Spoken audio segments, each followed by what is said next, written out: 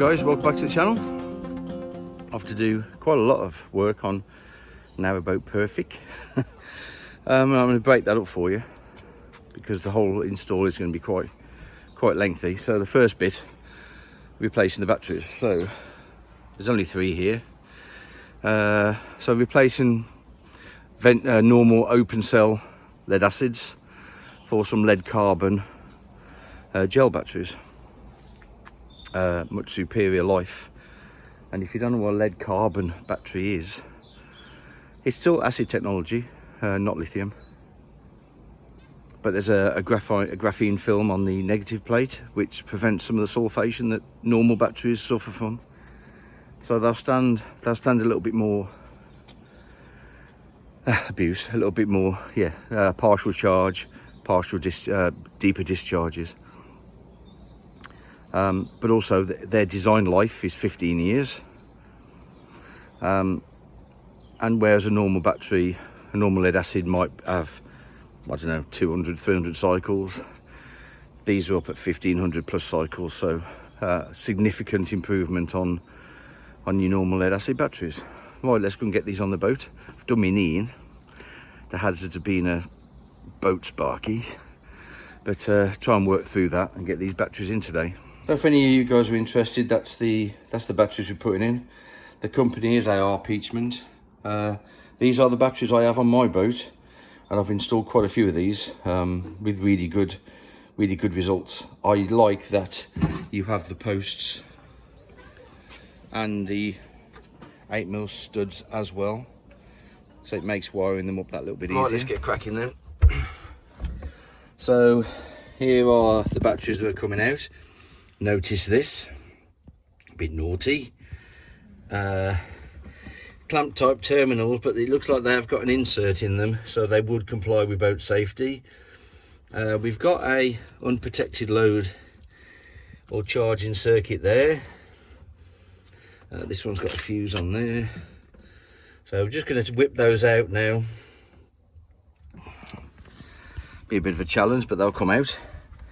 And then we've got to get rid of the inverter, that's coming out, charger's coming out, and we're going to put the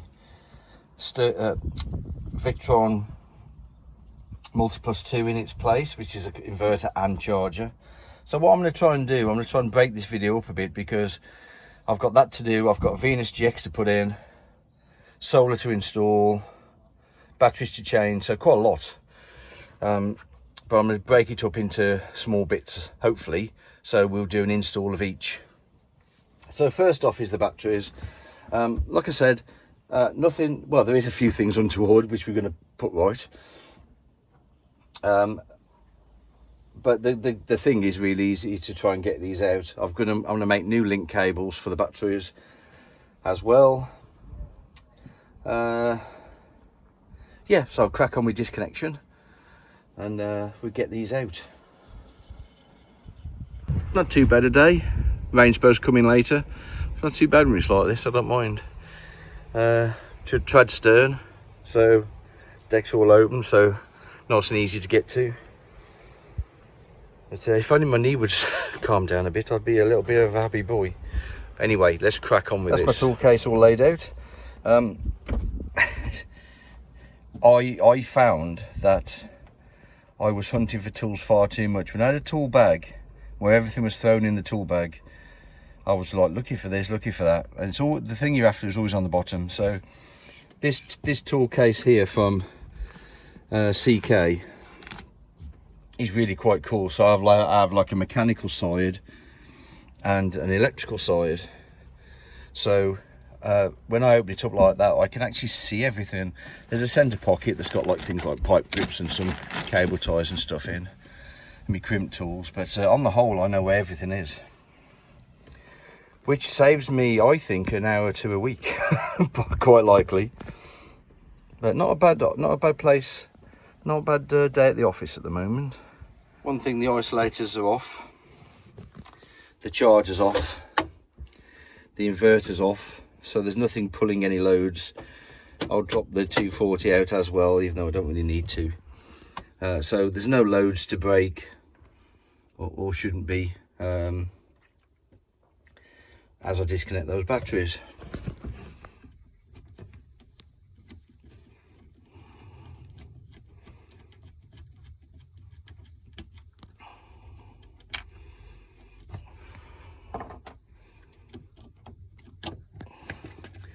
Alright, I'm pretty sure that goes up to the inverter. I think so. Yeah. So those have got to come out anyway.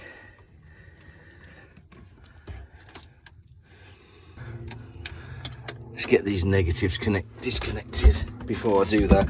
Just notice this is a metal box around here. So I'm just going to get all those negatives disconnected first. Right, so I was wrong on that one. There were no spreader plates in those cables. Okay, so that is a boat safety failure right there. That should never have got through boat safety. Screw terminal straight onto that stranded cable. So they're going in the skip. Well, so yeah, some of them have got a spreader plate, so it's worth showing you guys that. If you can see, that little bit of copper there spreads the load onto those stranded cables. If you were just using the screws, which that other one was, then those strands move out the way and they're no longer clamped down. So your current carrying capacity of that connection is much reduced. So that one's okay. That one would pass boat safety. But there was a couple there that certainly haven't got those in. Yeah, they're just bits of flat copper pipe by the look of it, which does the job. That's fine. I don't use these though, at all. Not even with the spreader plate. Take them out.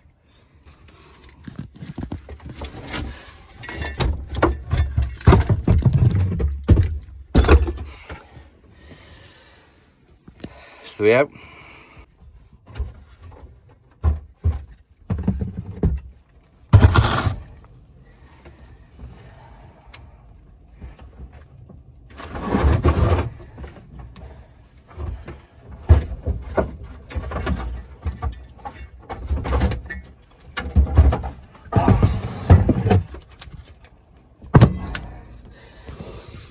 Easy job that.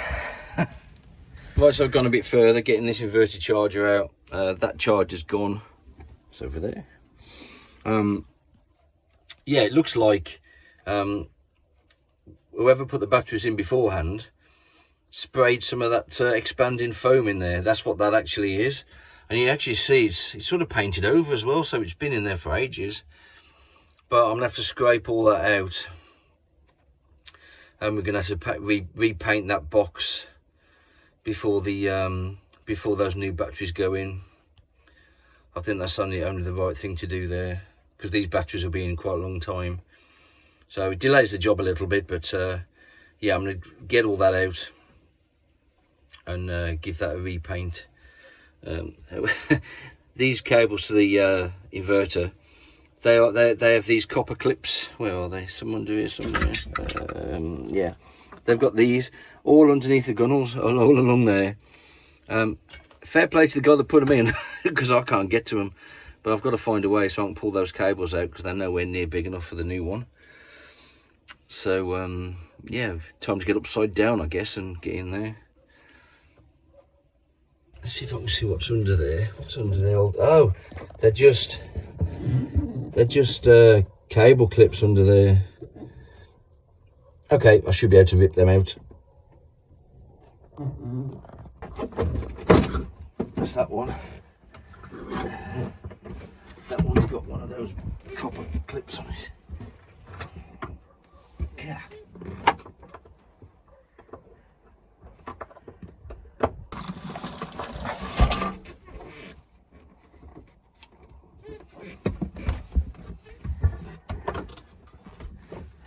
Oh, no, I can.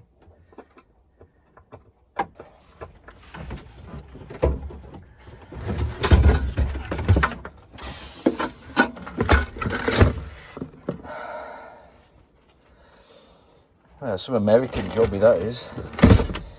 Heart interface. Kent. WA. What's that? Wisconsin? No. Anyway. Yeah, pretty old one that is. Not seen one of those before. Date 2694. So it's been around a while.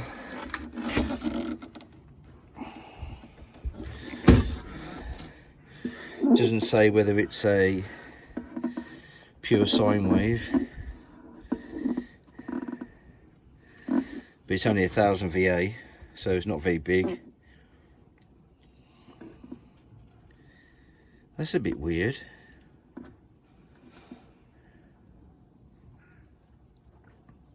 Because these batteries were definitely wired for 12 volt, not 24. That's a bit strange. I wonder if they ever use this actually. Say every boat is different, and it sure is. Clouding over a bit now. I've got most of that stuff out. I was only going to do the batteries, but while I was on all those redundant cables, take them all out. I guess the owner could sell the charger, no problem at all. But I'm not going to show you me cleaning the battery tray up. You don't see that. But that's what I'm going to do. I'm going to clean that up. It looks like spray foam of some description that they set the batteries in. Never seen that one before either.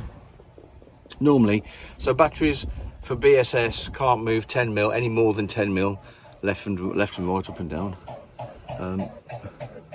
That's one neat. And normally we just put a bit of packing piece in there. There's no specification on what that spacer should be, but you know, a little bit of timber or something like that tends to go in there just to stop the batteries moving around. But yeah, somebody in their wisdom decided to put spray foam in there. Okay, why not? Don't think I'd have done that, but anyway. Right, most of that's out. You can see the pile of stuff that's now out. And you can see the mess that's in there. So yeah, I'm going to get that all out, ready for the new batteries to go in. There's some 240, they're a handy piece of kit for me, because obviously the boat is dead, no 240 connected, so that'll allow me to vacuum the box out.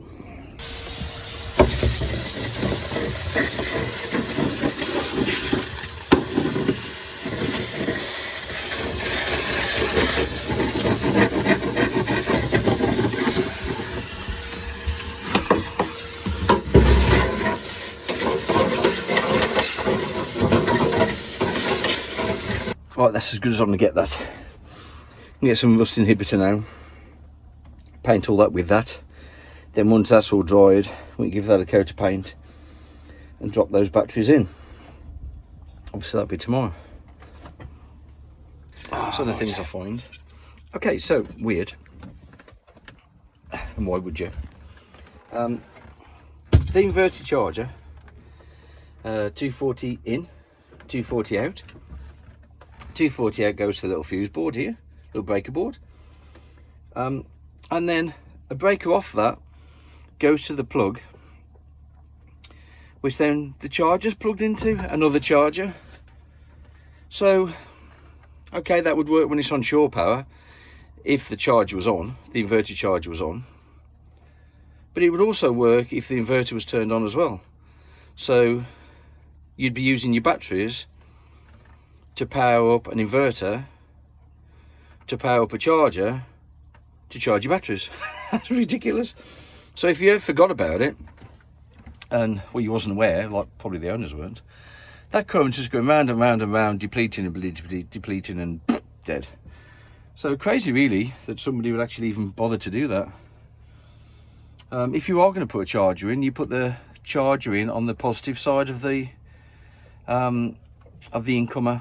So you'd normally have another box, which I've got on about over there. You have another little fuse box that comes in, and you could take your immersion out of that and a charger socket if you wanted to, and then that carries on then and goes to your inverter charge, and then that powers the boat. So when you unplug, that side of it is dead, so you can't deplete your batteries. But hey ho, this was wired just like that, which is crazy. The things you find.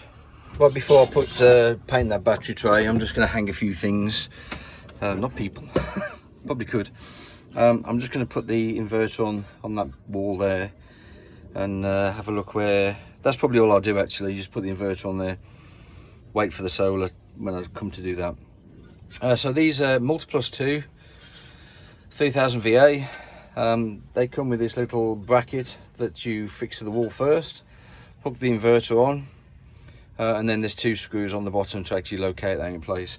Heavy damn things really, and I've got to try and get it in there. A little tight, but I'm going to try and put that up here somewhere. So these cables then, I'm going to change these for Arctic Flex, but that if I can get that, it looks like they come through to here, the one does. Want to go out to the shore power, but I'm going to pull those out because I certainly ain't going to reconnect that back up, just flex. So get that up there so it clears that hole. Right.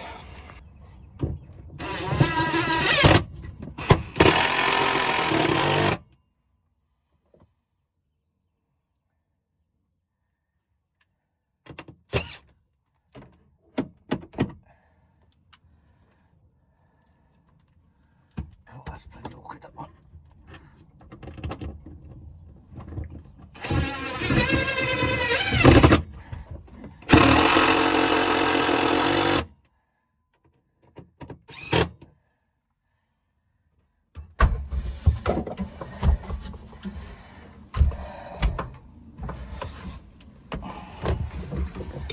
Oh dear me. Oh.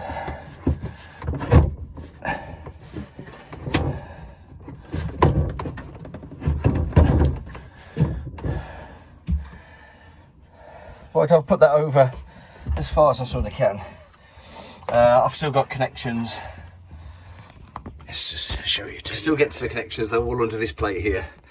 So I've sort of hidden it along there a little bit. There is a remote panel for this as well for later on. But yeah, just trying to put it somewhere where it's